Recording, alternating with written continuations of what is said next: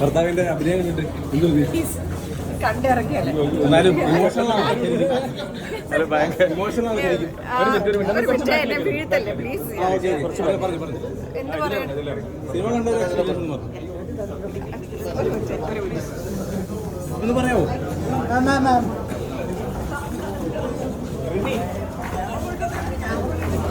പറയാമോ എങ്ങനെയുണ്ടായി?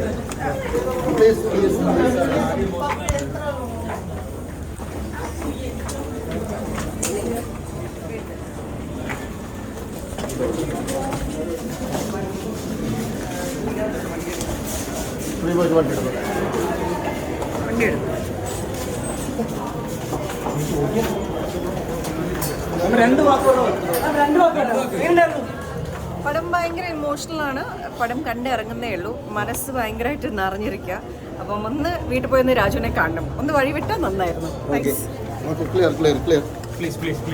Thank you.